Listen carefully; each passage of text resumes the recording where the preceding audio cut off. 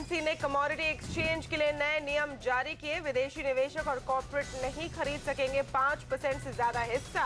एफटीआईएल ने नोटिफिकेशन पर उठाए सवाल।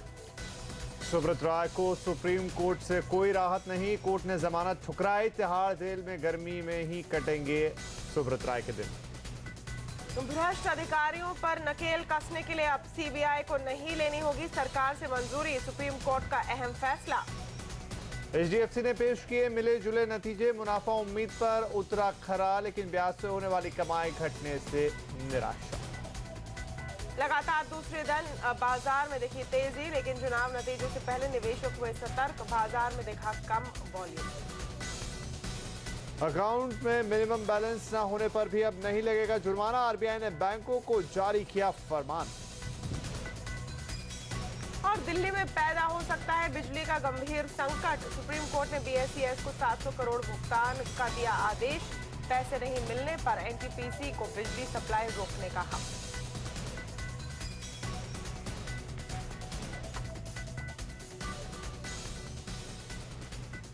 नमस्कार, आप देख रहे हैं आवाज एट 9 और आपके साथ मैं हूं विपिन भट्ट। मैं हूं तमन्ना इनामदार दत्ता। आइए देखते हैं इस वक्त की दूसरी बड़ी हेडलाइन।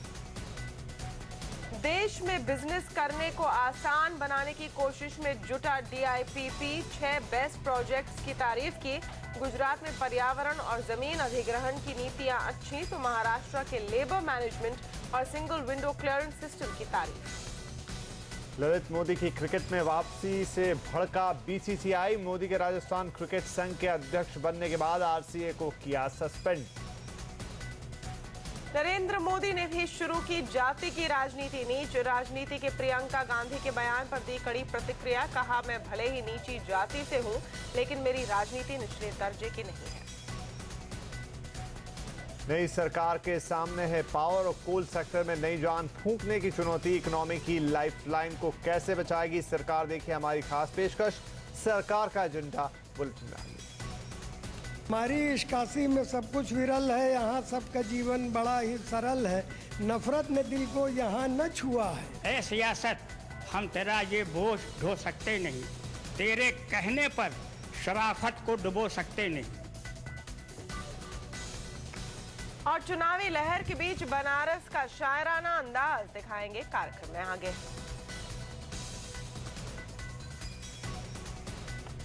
कमोडिटी एक्सचेंज में अब कॉर्पोरेट्स 5% से ज्यादा हिस्सेदारी नहीं ले पाएंगे। आज कमोडिटी मार्केट रेगुलेटर एफएमसी ने कमोडिटी एक्सचेंजों के लिए नए नियम का नोटिफिकेशन जारी कर दिया है। नए नियमों को डिटेल से बताने के लिए अब हमारे साथ जुड़ रहे हैं हमारे संवाददाता वीरेंद्र व्यास। वीरेंद्र, एफएमसी ने नए नियमों का जो नोटिफिकेशन जारी किया है, कौन से नए नियम इसमें शामिल किए गए हैं और क्या बदलाव आएगा इससे? ये देखिए, अब कमोडिटी एक्सचेंज में उसी तरह का शेयर होल्डिंग पैटर्न होगा जैसा कि स्टॉक एक्सचेंज में होता है। एफएमसी ने आज एक नोटिफिकेशन जारी करके ये कहा है कि कोई भी इंडिविजुअल किसी भी कमोडिटी एक्सचेंज में 5% से ज़्यादा हिस्सा नहीं ले सकता। हालांकि कुछ पब्लिक फाइनेंशियल इंस्टीट्यूशन हैं जैसे कि इंश्योरेंस कंपनी या बैंक या कमोडिटी एक्सचेंज या स्टॉक एक्सचेंज, ये 5 से लेकर 15% तक किसी भी कमोडिटी एक्सचेंज में अपनी हिस्सेदारी रख सकते हैं। इसके अलावा क्लियरिंग कॉर्पोरेशन किसी भी तरह से किसी भी कमोडिटी एक्सचेंज में कोई भी हिस्सा नहीं रख सकता है। इसके अलावा अगर कोई भी कमोडिटी एक्सचेंज में अगर 2% से ज़्यादा किसी की हिस्सेदारी बढ़ती है तो एफएमसी की मंजूरी लेनी होगी। ये जो नोटिफिकेशन है ये तुरंत लागू हो गया है। उधर एफटीआईएल जो कि एमसीएक्स का हिस्सा बेच रहा है, उन्होंने एफएमसी के इस नोटिफिकेशन पर सवाल उठा दिए हैं। एफटीआईएल ने ये कहा है कि ये मामला अभी बॉम्बे हाईकोर्ट के सामने है और ऐसे समय में नोटिफिकेशन जारी करना कई तरह के सवाल उठाता है। इसके अलावा एफटीआईएल ने ये भी कहा है कि एफएमसी ने ये नोटिफिकेशन जारी करने से पहले किसी भी संबद्ध पक्ष हैं उनसे कोई किसी तरह की राय या सलाह या चर्चा नहीं की। साथ ही एफटीआईएल ने ये भी कहा है कि ये जो नोटिफिकेशन जारी किया गया है इसकी वजह से एमसीएक्स में जो हिस्सा बेचा जा रहा है उस पर सीधा सीधा असर पड़ेगा। जी शुक्रिया वीरेंद्र सारी डिटेल्स के लिए। सहारा प्रमुख सुब्रत रॉय, सहारा को सुप्रीम कोर्ट से तगड़ा झटका लगा है। सुप्रीम कोर्ट ने सहारा की जमानत रकम का नया प्रस्ताव खारिज कर दिया है। साथ ही सहारा प्रमुख सुब्रत रॉय की जेल भेजे जाने की अर्जी भी खारिज हो गई है, यानी अभी सुब्रत रॉय को जेल में ही रहना होगा। इस खबर पर और डिटेल के लिए बात करते हैं हमारे सहयोगी नीरज वाजपेयी से। नीरज, क्या हुआ है आज सुप्रीम कोर्ट में? देखिए, कोर्ट में इन्होंने एक अर्जी लगाई थी कि जो इनके खिलाफ आदेश दिया गया है जेल में रखने के लिए, प्लस उसके बदले में जो छोड़ने के लिए तमाम सारे प्रपोजल्स दिए जा रहे हैं, उसके बाबत इन्होंने एक याचिका दी थी, जिसको कोर्ट ने आज जजमेंट के जरिए खारिज कर दी है। उसमें इन्होंने एक ये भी आरोप लगाया था कि जो मौजूदा जज हैं उनको बदलना चाहिए, क्योंकि वो शायद पर्सनल सब्जेक्टिव डिसीजन दे रहे हैं, लेकिन वो अर्जी भी खारिज हो गई है।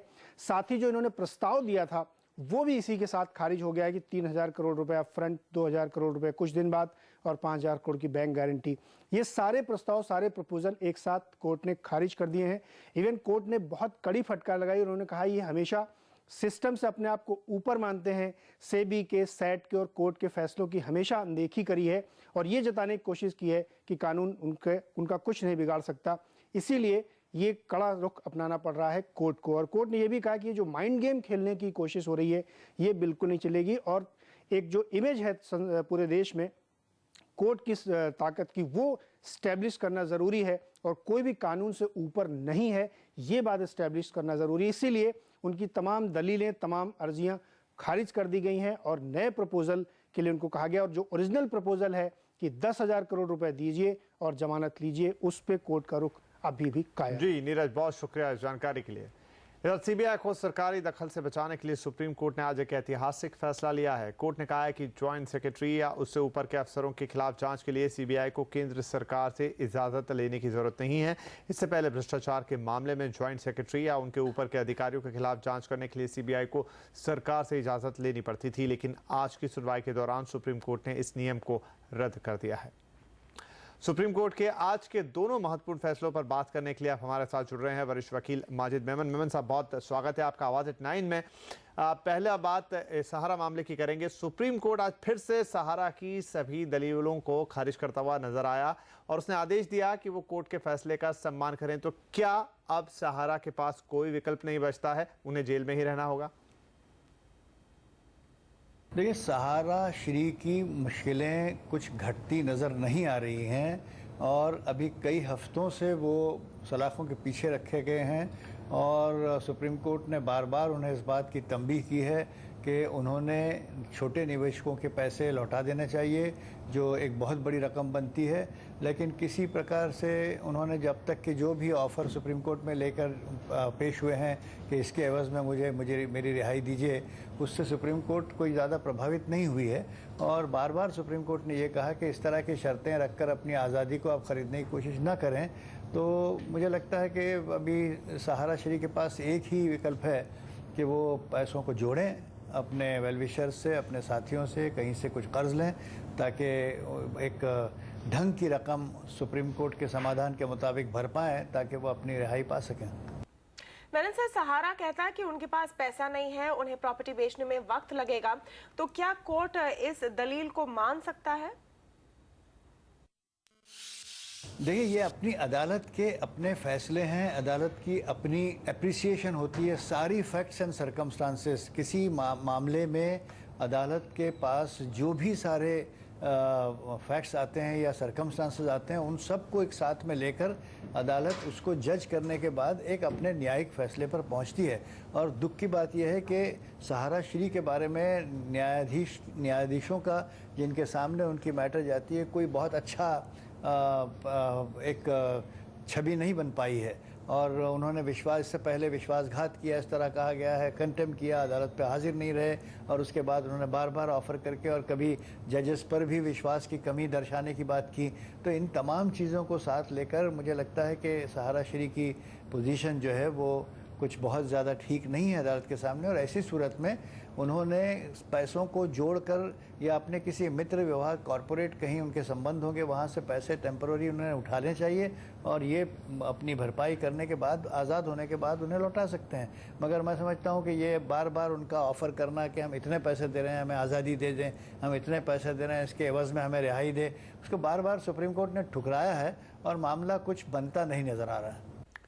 जी मेमन साहब, आज सुप्रीम कोर्ट ने भ्रष्ट अधिकारियों के खिलाफ भी एक फैसला दिया है। कोर्ट ने कहा है कि भ्रष्टाचार के आरोपी से पूछताछ के लिए अब जांच एजेंसी को सरकार की मंजूरी के लिए यहां इंतजार नहीं करना होगा। क्या आपको लगता है कि इससे मदद मिलेगी, शिकंजा कस पाएगा उन बड़े अधिकारियों पे जो अब तक इससे बच जाते थे? नहीं, देखिए, आपने जो बात की इसमें थोड़ा सा करेक्शन की ज़रूरत है। वो ये कि पूछताछ के लिए कोई पाबंदी नहीं है, क्रिमिनल प्रोसिक्यूशन के लिए सैंक्शन की आवश्यकता है, जो हमारे क्रिमिनल प्रोसीजर कोड का सेक्शन 197 है या section 19 of prevention of corruption act है। तो वो सैंक्शन की जो रिक्वायरमेंट, मैंडेटरी रिक्वायरमेंट है, उसके बारे में सुप्रीम कोर्ट ने कहा। कई बार ऐसा देखा गया है कि राज्य सरकारों के पास या केंद्र सरकार के पास इन्वेस्टिगेटिंग एजेंसी की पिटीशन पड़ी रहती है कि सैंक्शन दी जाए इस व्यक्ति, इस पब्लिक सर्वेंट के बारे में, और उस पर फैसला नहीं होता हफ्तों महीनों, और मामला इसी तरह लटका रहता है और सारा मामला रुक जाता है। तो सुप्रीम कोर्ट के आज के आदेश के मुताबिक उन्होंने एक टाइम लिमिट तय की है। 45 के दिन के अंदर अगर एक पर्टिकुलर रैंक या उसके ऊपर का अफसर होगा, पब्लिक सर्वेंट, वो भ्रष्टाचार में कहीं लिप्त नज़र आया, उस पर कोई ऐसा आरोप बनाया, तो उस सूरत में उनको 45 दिन के बाद अगर सैंक्शन का ऑफर या सैंक्शन किया गया, नहीं दिया गया, कोई फैसला नहीं दिया गया, तो बगैर उसके वो कानूनी तौर पर आगे बढ़ सकते हैं। ये एक बड़ा हिस्टोरिक फैसला है, और चूंकि भ्रष्टाचार बढ़ा है देश में और कहीं थमता नज़र नहीं आता, सरकारें इस पर कोई ज़्यादा सफलता नहीं प्राप्त कर सकीं, तो मुझे लगता है सुप्रीम कोर्ट ने इसमें थोड़ा सा हस्तक्षेप करके ये समाज को सुधारने के लिए, भ्रष्टाचार को कम करने के लिए ये आज का आदेश दिया है। शुक्रिया मैनन साहब हमसे बात करने के लिए, सारी जानकारी देने के लिए। यहाँ पर एक ब्रेक लेंगे। ब्रेक के बाद बाजार में लगातार दूसरे दिन दिखी रिकवरी, लेकिन वॉल्यूम्स है कम। और आपके लिए अच्छी खबर, अब बैंक खाते में नहीं रखना होगा मिनिमम बैलेंस। पूरे डिटेल्स ब्रेक के बाद।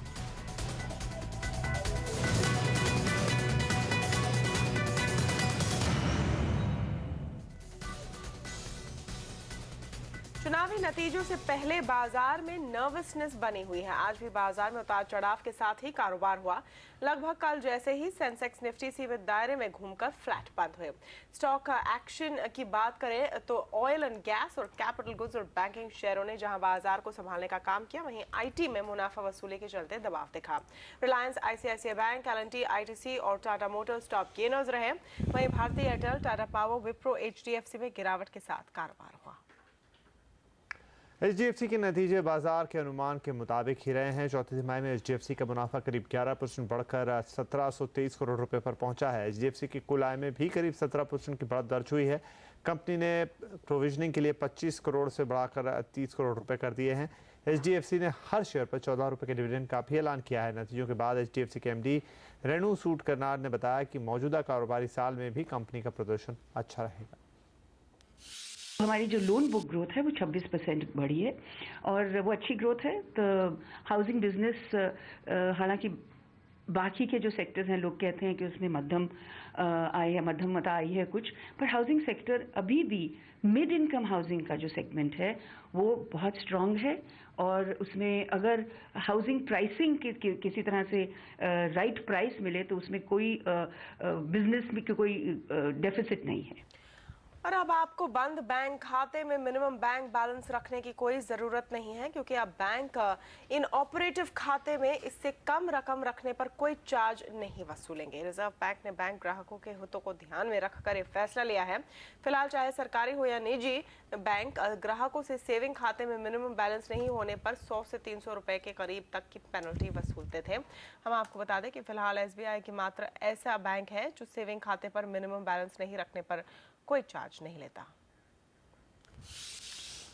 बाजार की तेजी से म्यूचुअल फंड निवेशकों को भले ही फायदा हो रहा हो, मगर एक सच्चाई ये भी है कि पिछले 6 महीने में म्यूचुअल फंड से करीब 16 लाख निवेशक बाहर हो चुके हैं।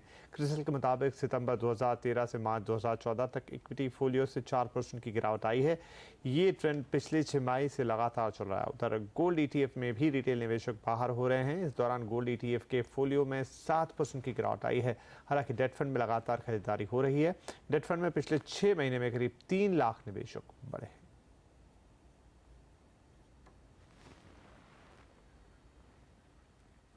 बिजनेस करने में आसानी को लेकर भारत की रैंकिंग दुनिया में काफी नीचे आती है, लेकिन department of industrial policy and promotion यानी DIPP ने अब इसे सुधारने की जिम्मेदारी उठा ली है।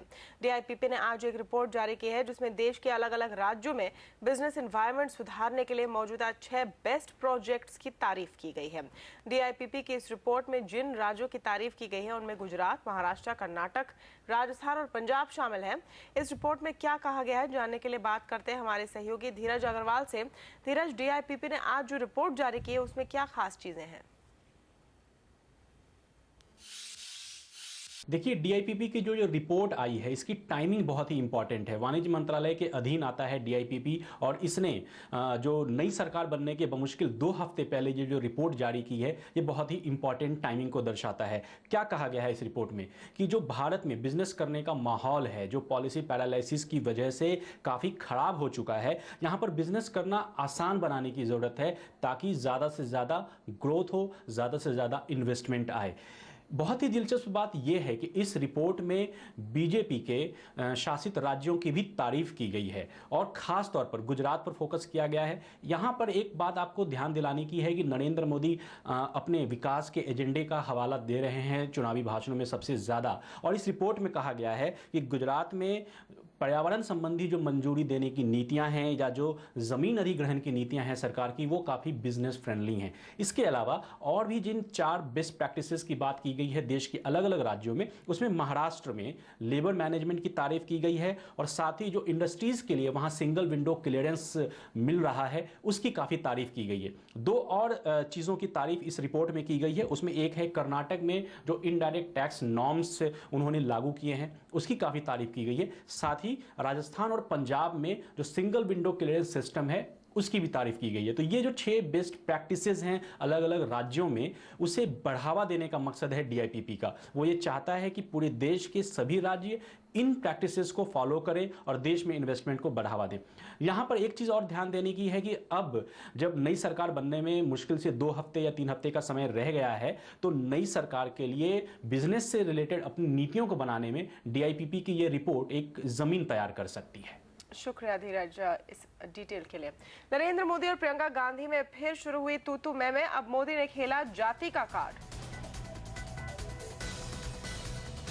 और आम आदमी पार्टी के 40 कार्यकर्ताओं पर अमेठी में क्यों दर्ज हुई है FIR, देखिए इस पिक के बाद।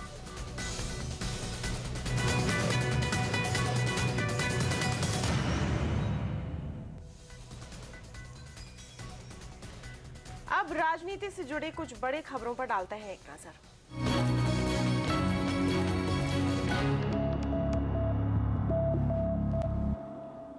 कल 7 राज्यों की 64 सीटों के वोट डाले जाएंगे। 8वें चरण में 243 उम्मीदवार चुनाव मैदान में हैं। कल जिन दिग्गजों की किस्मत दांव पर लगी है उसमें राहुल गांधी, स्मृति ईरानी, कुमार विश्वास, वरुण गांधी, बेनी प्रसाद वर्मा, राबड़ी देवी, राजीव प्रताप रूडी, रामविलास पासवान, अनुराग ठाकुर, BC खंडूरी, रमेश पोखरियाल, रेणुका रावत के नाम शामिल हैं।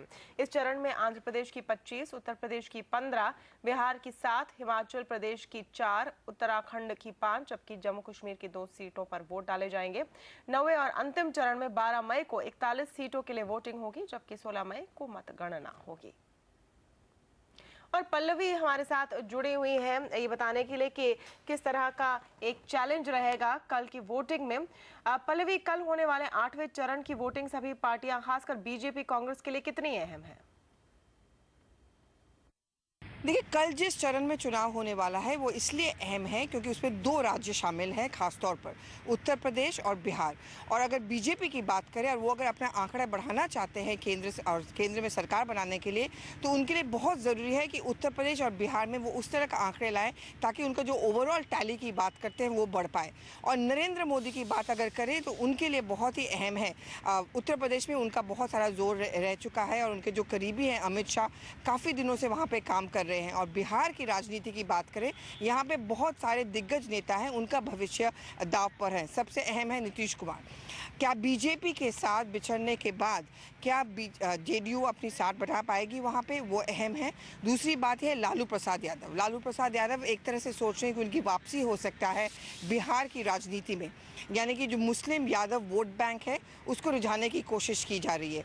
और लालू के साथ जुड़ा हुआ है कांग्रेस का भविष्य। आरजेडी के साथ गठबंधन के बाद कांग्रेस को उम्मीद है कि उनका टैली बढ़ सकता है और इसमें जो उनका टैली करें अगर आप जो सत्ता में आने के लिए, वो उसमें उनको फ़ायदा मिल सकता है। तो इसलिए इस चरण का चुनाव बहुत ही अहम माना जाता है बीजेपी के लिए और नीतीश कुमार, जेडीयू और लालू प्रसाद यादव के लिए। बहुत शुक्रिया पल्लवी। आपको तो ये थी पल्लवी घोष, IBN 7 की राजनीतिक संपादक, जिनसे हम बात कर रहे थे। तो नरेंद्र मोदी बनाम प्रियंका गांधी की लड़ाई तीखी होती जा रही है। प्रियंका ने कल अमेठी में कहा था कि मोदी नीच राजनीति कर रहे हैं। इस पर नरेंद्र मोदी ने जमकर पलटवार किया है। यूपी के डुमरियागंज में रैली को संबोधित करते हुए मोदी ने नीच राजनीति का मुद्दा अपनी जाति से जोड़कर मामले को एक नया ही मोड़ दे दिया। मोदी ने खुद को नीची जाति का बताते हुए कहा कि कांग्रेस उन्हें जो गाली देना चाह रही है, लेकिन उनकी जाति को नहीं। मोदी ने कहा कि वो भले ही नीची जाति के हैं, लेकिन उनकी राजनीति कभी निचले दर्जे की नहीं रही है। बीजेपी के PM उम्मीदवार यही नहीं थमे। उन्होंने कहा कि अगर विकास की बात करना नीची राजनीति है तो वो हर हाल में यही करेंगे। भाइयों बहनों, 60 साल की आजादी के बाद ये कैसी मनस्थिति में जी रहे हैं लोग। मैं इतना ही कहूंगा, ऐसे लोगों को परमात्मा सद्बुद्धि दे, ईश्वर इनको सद्बुद्धि दे। मैं और क्या कह सकता हूं भाइयों। अरे भैया, हम आपका कुछ छीनने के लिए नहीं आए। हम तो गरीब लोग हैं, नीची जाति के लोग हैं, दबे कुचले लोग हैं। हमें आपसे कुछ छीनना नहीं है, लेकिन मेहरबानी करके आजाद हिंदुस्तान में हमें नीच होने के टोना मारना बंद कर दीजिए।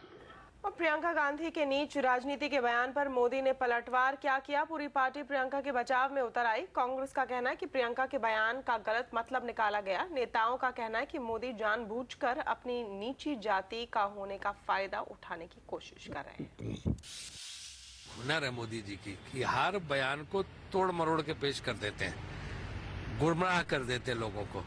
नीच राजनीति का मतलब होता है तुच्छ राजनीति, उसका जात से कोई मतलब नहीं होता। उनको शायद इतनी समझ नहीं है कि नीच राजनीति और जो वो कह रहे हैं उसमें बहुत भारी अंतर है। और समझ में कभी कभी मोदी जी कभी समझने में उनको थोड़ी मुश्किल होती है, और कभी समझना ही नहीं चाहते।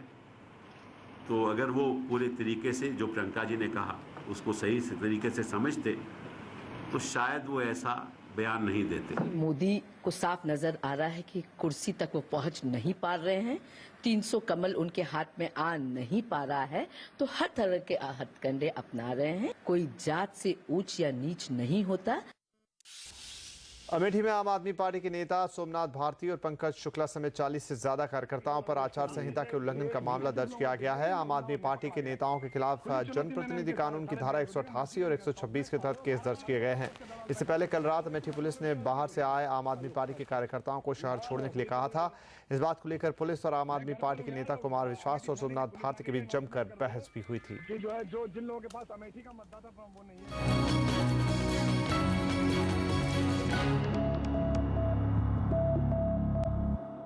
और आगे देखिए हमारी खास पेशकश, क्यों पावर और कोल सेक्टर में सुधार होनी चाहिए नई सरकार की प्राथमिकता।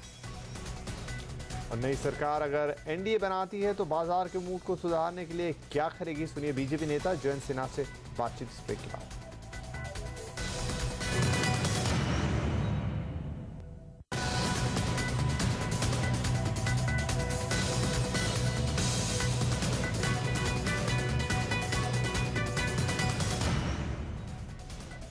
नई सरकार बनाने के लिए चुनावी जंग लगभग खत्म होने वाली है, लेकिन नई सरकार बनने से पहले कई समस्याएं उठ खड़ी हो गई हैं।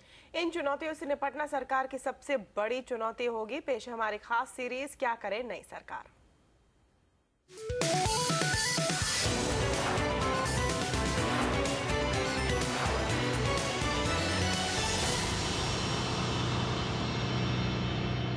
इकोनॉमी की लाइफलाइन के लिए नई सरकार को सबसे पहले पावर और कोल के सेक्टर को दुरुस्त करना होगा। इसके बिना GDP को दोबारा ग्रोथ के रास्ते पर लाना मुमकिन नहीं है। इस सेक्टर में सरकार के सामने क्या है चुनौतियां, जानने की कोशिश की अतुल मिश्रा ने।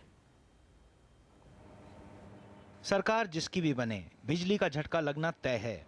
कोयले और गैस की कमी से बिजली का मीटर ठप होने वाला है। हालात ये हैं कि अगर तुरंत पहल नहीं की गई तो देश की अर्थव्यवस्था शायद ही अंधेरे से बाहर निकल सके। आज भी गांवों में 44% घरों में बिजली नहीं पहुंची है और देश में 8.25 करोड़ लोग बिजली की जगह केरोसिन से उजाला कर रहे हैं। ये हालत तब है जब देश में 2,14,000 मेगावाट बिजली उत्पादन की क्षमता है। इसमें से 1,60,000 मेगावाट बिजली कोयले और गैस से बनती है, लेकिन ना तो इसके लिए पर्याप्त कोयला है और ना ही गैस। कोयले का इंपोर्ट करके उसकी कमी दूर कर सकते हैं, पर इंपोर्ट करने से क्या होता है कि दाम बढ़ जाते हैं, जिससे कि या तो पावर हो जाती है अनअफोर्डेबल, या पावर बिक नहीं पाती इंडस्ट्रीज को भी। आप देख रहे होंगे पीछे सब थर्मल प्रोजेक्ट का पीएलएफ अब 65-66% चल रहा है। इसका मतलब है कि इस समय जो कोयले की कैपेसिटी भारतवर्ष में लगी हुई है लगभग 1,30,000 मेगावाट, उसका लगभग 25% बिजली का उत्पादन नहीं हो रहा है जो कर सकते हैं। 2016-17 तक कुल 76,000 मेगावाट बिजली उत्पादन बढ़ाने का लक्ष्य है, जिसमें से 63,000 मेगावाट उत्पादन कोयले से होना है। इस बढ़ोतरी से कोयले से बिजली का उत्पादन 1.75 लाख मेगावाट हो जाएगा, जिसके लिए 842 मिलियन टन कोयले की जरूरत होगी। 2013-14 में कोल इंडिया का उत्पादन 475 मिलियन टन रहने का अनुमान है, जबकि कंपनी हर साल अधिकतम 30 मिलियन टन कोयले का उत्पादन बढ़ा सकती है। इससे कोयले की जरूरत पूरी कर पाना मुश्किल है। इसी तरह 26,000 मेगावाट गैस आधारित पावर प्लांट में से केवल 16,000 मेगावाट क्षमता के प्लांट 15% क्षमता पर चल रहे हैं। जानकारों की राय है कि इसके लिए सरकार को सबसे पहले गैस की कीमत पर फैसला करना होगा। जो केजी बेसिन से इतनी गैस आनी थी, जिसकी वजह से इतने प्लांट्स लग गए, वो खास तौर पे आंध्र प्रदेश इधर उधर वो बेकार पड़े हुए हैं, और गैस की कीमत भी इंटरनेशनली बहुत बढ़ रही है। तो ये भी एक हमें व्यू लेना पड़ेगा कि जो गैस प्राइसेस हैं वो नेशनल होनी चाहिए कि इंटरनेशनल होनी चाहिए, क्योंकि अल्टीमेटली आपको अगर बिजली पैदा करके देनी है, जो बिकनी है, वो एक तो लोग अफोर्ड कर सकें, दूसरा ये कि इंडस्ट्री उसको खरीद के अपने प्रोडक्ट्स जो है वो यहाँ भी बेच सके और इंटरनेशनल मार्केट्स में बेच सके। जानकारों का मानना है कि सरकार को कोयले का उत्पादन बढ़ाने के लिए रेलवे इंफ्रास्ट्रक्चर दुरुस्त करना होगा। कोयला उत्पादन में कंपटीशन को बढ़ावा देना होगा। अगर प्राइवेटाइजेशन ना हो सके तो कोल इंडिया की क्षमता हर हाल में बढ़ानी होगी। ज्यादा लागत वाले और क्षमता से कम काम कर रहे प्लांट को बंद करना होगा। पावर परचेज की नीतियों में जरूरत के मुताबिक बदलाव करने होंगे ताकि पावर प्लांट को कोयला और गैस जरूरत के मुताबिक मिल सके। बिजली की डिमांड बढ़ाने के लिए सरकार को बिजली उत्पादन की कीमत घटाने की कोशिश करनी होगी। साथ ही उत्पादन के लिए तैयार पावर प्लांट को ट्रांसमिशन लिंक उपलब्ध कराना होगा। पावर सेक्टर की बत्ती गुल करने में दूसरे विभागों का सबसे बड़ा हाथ है। मसलन कोल इंडिया आज भी नई खदानों के लिए 179 मामलों में पर्यावरण मंजूरी का इंतजार कर रहा है, जबकि रेलवे के कोल लिंकेज के 44 प्रोजेक्ट्स में से करीब 32% 5 साल से भी ज्यादा लेट हैं और करीब 10,000 मेगावाट क्षमता के गैस पावर प्लांट बिना गैस के खड़े हैं। ऐसे में इन तमाम मंत्रालयों के बीच तालमेल बैठाना नई सरकार के लिए सबसे बड़ी चुनौती है। अतुल मिश्रा, दिल्ली। नई सरकार बनने में अब सिर्फ 10 दिन का वक्त बचा है। ऐसे में सबका फोकस अब नई सरकार के साथ नई सरकार की नीतियों पर भी टिक गया है। बाजार की उम्मीद तो बहुत है, लेकिन नई सरकार के एजेंडे में ऐसे क्या खास बातें होंगी जो बाजार का मूड सुधारने में संजीवनी बूटी का काम करेंगी? आइए सुनते हैं खुद बीजेपी नेता जयंत सिन्हा से। पहला बिंदु तो ये है कि हमें जो प्राइवेट इन्वेस्टमेंट साइकिल है इसको फिर दौड़ा देना है। अभी इस समय प्राइवेट इन्वेस्टमेंट्स बिल्कुल नहीं हो रहे। पब्लिक सेक्टर इन्वेस्टमेंट चाहे हो भी रहे हों, प्राइवेट सेक्टर इन्वेस्टमेंट नहीं है। दूसरा बात ये है कि हमें जो हमारे जो फॉरेन इन्वेस्टर्स हैं उनको एक पॉजिटिव एक संदेश देना है, एक सिग्नल देना है। तो मैं सोचता हूँ कि जो टैक्सेशन पे, समय टैक्स टेररिज्म पे जैसे हम लोगों ने मुद्दा बनाया है कि वोडाफोन, नोकिया, इन सब पे जो दबाव डाला गया है उस पर देखना पड़ेगा कि कोई इसका किसी तरह से समाधान हो। तो ये दूसरी बात हुई जो फॉरेन इन्वेस्टर्स को एक पॉजिटिव सिग्नल देना हो।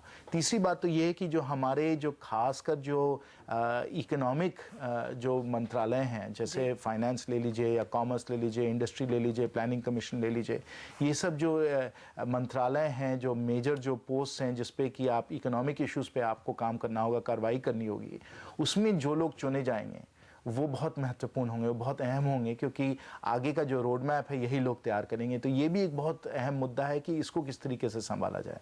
और फिर चौथी बात तो ये है कि बजट में क्या होगा। तो बजट भी खासकर इस समय बहुत मतलब महत्व रखता है, क्योंकि बजट को लोग देख रहे होंगे, बोलेंगे कि भाई आप फिस्कल कंसोलिडेशन आप क्या करिएगा, आपकी नीतियां, आपकी पॉलिसीज कैसी बनेंगी। तो ये शॉर्ट टर्म में ये 4 खास मुद्दे हैं।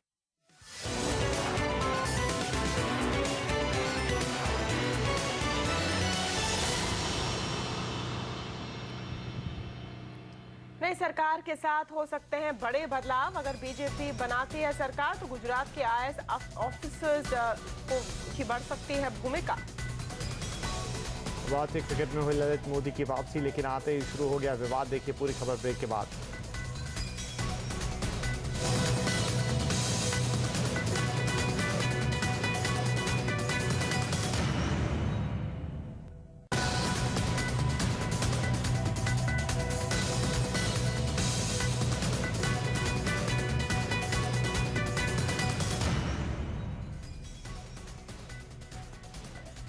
केंद्र में अगर नरेंद्र मोदी की सरकार बनती है तो इस बात की बड़ी संभावना है कि गुजरात कैडर के आईएएस ऑफिसर्स को केंद्र के मंत्रालयों में बड़ी जिम्मेदारी मिले। गुजरात कैडर के कम से कम 5 आईएएस ऑफिसर्स सेक्रेटरी बनने के लिए जरूरी शर्तें पूरी करते हैं। इसके अलावा नरेंद्र मोदी की कोर टीम के ऑफिसर्स को भी दिल्ली दरबार में अहम जिम्मेदारी दी जा सकती है। नरेंद्र मोदी के अंदाजे बयां और गुजरात के अनुभव से साफ है कि केंद्र में अगर मोदी की सरकार बनी तो सरकारी कामकाज के तौर तरीकों में बड़े पैमाने पर फेरबदल होगा। मंत्रालयों और विभागों में बैठे बाबू ये रिसर्च करने लगे हैं कि अगर मोदी की सरकार बनी तो किस आईएएस ऑफिसर के हाथ में सत्ता की असली चाबी होगी। अगर मोदी की सरकार बनी तो किस आईएएस ऑफिसर का रुतबा सबसे ज्यादा बढ़ेगा। जब भी ये चर्चा होती है तो सबकी निगाहें गुजरात में मोदी की कोर टीम पर चली जाती हैं। इस टीम में कुछ खास चुनिंदा आईएएस ऑफिसर हैं जो गुजरात सरकार की नीतियों में अहम भूमिका निभाते हैं। माना जा रहा है कि अगर केंद्र में मोदी की सरकार बनती है तो इस टीम के कुछ सदस्य दिल्ली में भी जगह पा सकते हैं। इनमें सबसे ऊपर नाम आता है के नाम से मशहूर कुनिल कैलाशनाथन का। 1989 बैच के आईएएस ऑफिसर के मोदी के सबसे भरोसेमंद ऑफिसर हैं। पिछले साल मई में रिटायर होने के बाद भी उन्हें 2 साल के कॉन्ट्रैक्ट पर मोदी का प्रिंसिपल चीफ सेक्रेटरी बनाए रखा गया है। के न सिर्फ मोदी की राजनीतिक रणनीति तैयार करते हैं बल्कि मोदी इनके जरिए गुजरात के पूरे प्रशासन पर नजर बनाए रखते हैं। मोदी को तमाम कानूनी दांवपेच से बचाने और विवादों से बाहर निकालने की जिम्मेदारी है जीसी मुर्मू पर। 1985 बैच के आईएएस ऑफिसर मुर्मू नरेंद्र मोदी के प्रिंसिपल सेक्रेटरी हैं। चुनाव प्रचार में मोदी गुजरात के जिस विकास मॉडल को पेश करते हैं उसके पीछे हाथ है 1988 बैच के आईएएस ऑफिसर ए.के. शर्मा का। उत्तर प्रदेश के आजमगढ़ के रहने वाले शर्मा नरेंद्र मोदी के एडिशनल प्रिंसिपल सेक्रेटरी हैं। मोदी की कोर टीम में सबसे तेजी से उभरे हैं 2001 बैच के आईएएस ऑफिसर विजय नेहरा। सीएम ऑफिस में एडिशनल सेक्रेटरी की जिम्मेदारी संभालने वाले नेहरा अपने बेहतर कामकाज की बदौलत मोदी की गुड बुक में शामिल हो चुके हैं। मोदी की सरकार बनने पर इनमें से कुछ लोग पीएम ऑफिस साउथ ब्लॉक आ सकते हैं। हालांकि जानकारों की माने तो देश में काम करने वाले आईएएस ऑफिसरों की कमी नहीं है। अच्छा ब्यूरोक्रेसी हो, और फॉर्चुनेटली इंडियन ब्यूरोक्रेसी बहुत हाई क्वालिटी का है और उसको अच्छी तरह से इस्तेमाल करें। रिजल्ट्स मैं समझता हूं कि इंप्लीमेंटेशन ब्यूरोक्रेसी के पास है, पॉलिसी पॉलिटिशियन के पास है, परमानेंट एग्जीक्यूटिव के पास, और पॉलिसी इंप्लीमेंटेशन एक ही साथ हैं। तो दोनों साथ काम करें तो आज इतनी ताकत वाली हमारी हायर ब्यूरोक्रेसी है, और क्लियर डायरेक्शन दे दें, काम करने का चांस दे दें। बड़े मंत्रालयों की कमान संभालने के लिए अगर मोदी गुजरात कैडर के आईएएस ऑफिसर लाना चाहें तो उनके पास कम से कम ऐसे 5 ऑफिसर होंगे जो सेक्रेटरी रैंक के लिए इम्प्लांट हो चुके हैं। इनके अलावा मंत्री के पीएस, ओएसडी या एडवाइजर जैसे पदों के जरिए भी नरेंद्र मोदी अपने पसंदीदा अफसरों को दिल्ली बुला सकते हैं। अतुल मिश्रा के साथ लक्ष्मण रॉय, दिल्ली। अनिल अंबानी की पावर डिस्ट्रीब्यूशन कंपनी बीएसईएस घिरती जा रही है। सुप्रीम कोर्ट ने बीएसईएस को 31 मई तक करीब 700 करोड़ रुपए एनटीपीसी को चुकाने के लिए कहा है। कोर्ट ने यहां तक कहा कि बीएसईएस ने रकम नहीं चुकाई तो एनटीपीसी बिजली की सप्लाई रोक सकती है। बीएसईएस राजधानी और बीएसईएस यमुना ने 26 मार्च के बाद एनटीपीसी को पैसों का भुगतान नहीं किया है। वहीं बीएसईएस के मुताबिक डीईआरसी और दिल्ली सरकार उसके 20,000 करोड़ रुपए बकाया है। बीएसईएस ने सुप्रीम कोर्ट में डीईआरसी से 6 साल के बजाय 3 साल में 5,200 करोड़ रुपए चुकाने की मांग की है। आरसीए यानी राजस्थान क्रिकेट एसोसिएशन में आईपीएल के पूर्व कमिश्नर ललित मोदी की जीत के बाद बीसीसीआई ने आरसीए को निलंबित कर दिया है। बीसीसीआई ने क्लॉज 32 के तहत आरसीए के खिलाफ कार्रवाई की है। आपको बता दें कि आज ही आरसीए के चुनावी नतीजों का ऐलान किया गया, जिसमें आईपीएल के पूर्व कमिश्नर ललित मोदी को आरसीए का अध्यक्ष चुना गया। आरसीए के निलंबन के बाद बीसीसीआई ने एक कमेटी बनाने का फैसला किया जो राजस्थान क्रिकेट को संचालित करेगी। उधर आरसीए ने बीसीसीआई के इस फैसले पर ऐतराज जताते हुए इसे दादागिरी करार दिया है। और रजनीकांत की ट्विटर पर हुई है धमाकेदार एंट्री। किस तरह की मार्केटिंग स्ट्रेटेजी है बताएंगे आपको आगे। और बनारस की राजनीतिक जंग को देखिए शायराना अंदाज से इस ब्रेक के बाद।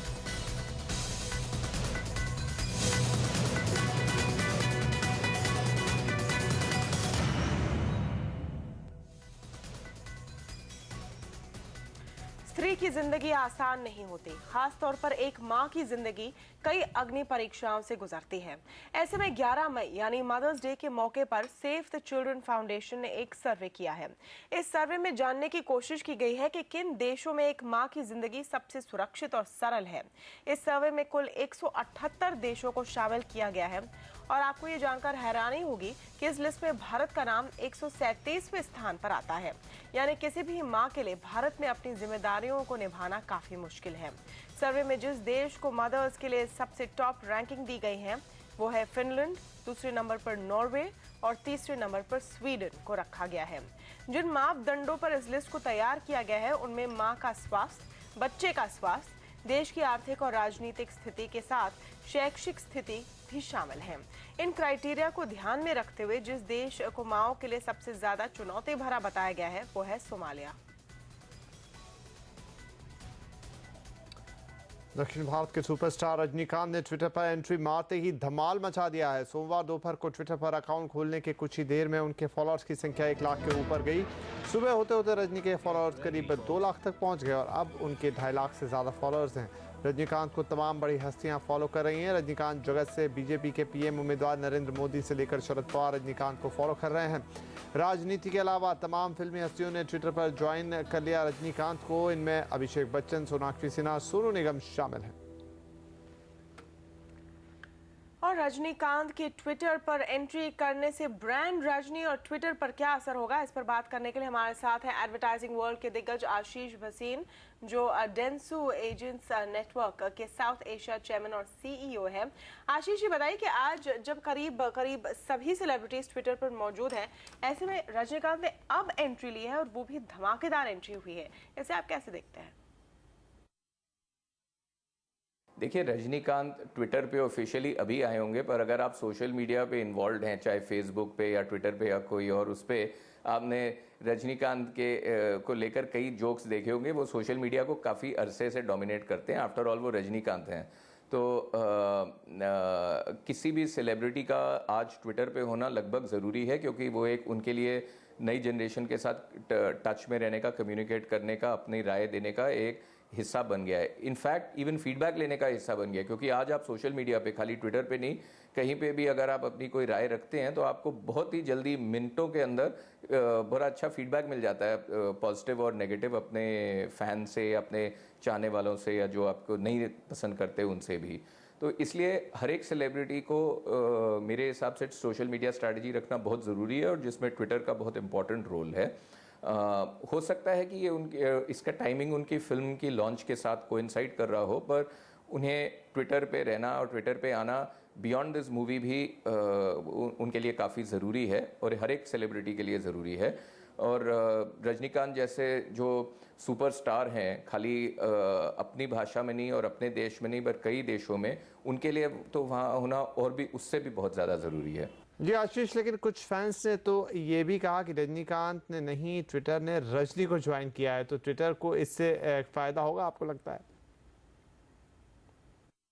क्यों नहीं करें। इतने बड़े स्टार हैं जो सोशल मीडिया में उनके बारे में इतने जोक्स हैं कि जो रजनीकांत करें वो दुनिया से सबसे आगे है, तो ट्विटर क्यों नहीं उस पर करें। बल्कि मुझे लगता है कि थोड़ा सा ह्यूमर डाल के उन्हें भी एक तरह से जो सोशल मीडिया पे इतने जोक्स चलते हैं उसको लेके उसके बैक पे और भी ज़्यादा प्रमोट करना चाहिए। ट्विटर के लिए भी अच्छा है क्योंकि हज़ारों या लाखों में उनके फैंस होंगे जो ट्विटर पे फॉलो करेंगे, तो ट्विटर के लिए भी खुद अच्छा है और रजनीकांत के लिए भी बहुत अच्छा है। और ये एक बार जब फैन बेस बन जाता है तो उनके लिए एक बहुत अच्छा कम्युनिकेशन का जरिया हो जाता है डायरेक्टली अपने फैंस के साथ में। जी आशीष, ये बताइए कि ब्रांड्स रजनीकांत के ट्विटर पर आने से किस तरह का फायदा उठा सकते हैं? देखिए, ये तो उनकी पर्सनल ट्विटर के हैंडल होगा ना, तो इसके साथ ब्रांड को एसोसिएट करना या न करना उसका सवाल ही नहीं है। अगर वो किसी ब्रांड के साथ एसोसिएट होना चाहें सबसे पहले तो वो बात है, तब दूसरी बात बनती है सेलिब्रिटी एंडोर्समेंट में उन्हें यूज़ करने के लिए। मैं नहीं समझता कि अभी तक उन्होंने ये बोला है कि वो अपने ट्विटर हैंडल पे या किसी और पे किसी ब्रांड के साथ एसोसिएट होना चाहते हैं। तो ये दो अलग अलग चीज़ें हैं। अगर आप ब्रांड रजनीकांत देखें, रजनीकांत एज अ ब्रांड, अगर आप उन्हें इसमें देखें, उनके लिए मेरा ख्याल में ये ट्विटर एक बहुत अच्छा कम्युनिकेशन का जरिया बन सकता है। उनका ब्रांड और भी ज़्यादा स्ट्रॉन्ग बन सकता है। जी शुक्रिया आशीष जी इस सारे एनालिसिस के लिए। वैसे विपिन, आपने भी फॉलो किया होगा रजनीकांत को, जैसे मैंने किया है इमीडिएटली आने के बाद। लेकिन ये भी खबर आ रही है कि जो रजनीकांत की मूवी आने वाली है, जो उनकी बेटी सौंदर्य प्रोड्यूस करी है, 120 करोड़ की मूवी है, उसको भी प्रमोट करने के लिए उन्होंने ट्विटर ज्वाइन किया है। आशीष जी हालांकि इस बात से कह रहे थे कि मूवी आती चाहे ना आती, लेकिन रजनीकांत का आना ज़रूरी था। लेकिन हाँ, कहीं ना कहीं आजकल ये जो सोशल मीडिया है ये बहुत बड़ा रोल प्ले करता है आपकी चीज़ों को प्रमोट करने के लिए। टाइमिंग से वो बात सामने आती है। और बनारस की पहचान इसकी गंगा जमुना तहजीब यानी हिंदू मुस्लिम एकता की वजह से भी होती है। आज भले ही यहाँ की सियासी गर्मी अपने चरम पर हो, हिंदू मुसलमान वोटों का गुणा भाग हो रहा हो, लेकिन यहाँ के शायरों का पूरा भरोसा है कि काशी की संस्कृति इतनी मजबूत है कि कोई इसको हिला भी नहीं सकता। आइए वाराणसी के रण को शहर के जाने माने शायरों की नजर से देखते हैं। आइए। आज मैं इस शहर के मशहूर जाने माने शायरों के साथ हूँ और अभी यहाँ का सियासी रंग कैसे है ये हम उनसे उनके अलग अंदाज में जानेंगे। तो सबसे पहले मुझे आप बताइए कि जो फिलहाल हालात है बनारस के, जो इतना हाइप है पॉलिटिक्स को लेकर, तो उसे आप कैसे देखते हैं?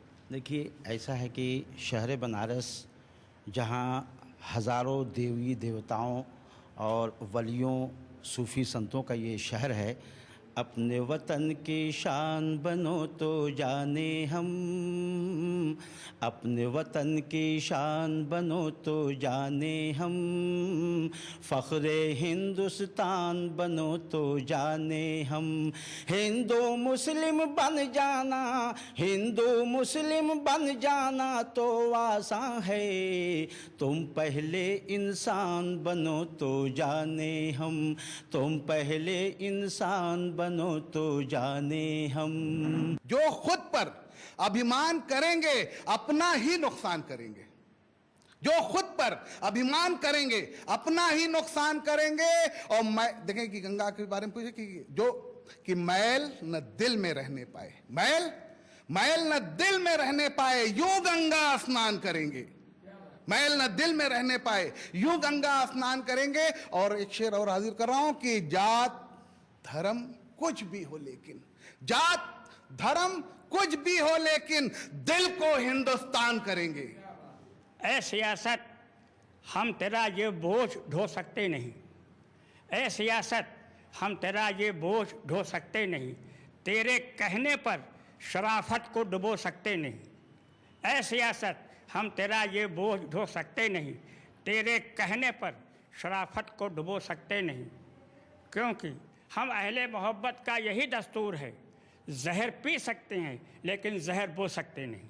चलो एक ऐसा हम मज़हब निभाएं हो जिसमें मोहब्बत की संभावनाएं हो, बुनियाद जिसकी फ़कत भाईचारा बस इंसानियत का हो जिसमें गुजारा।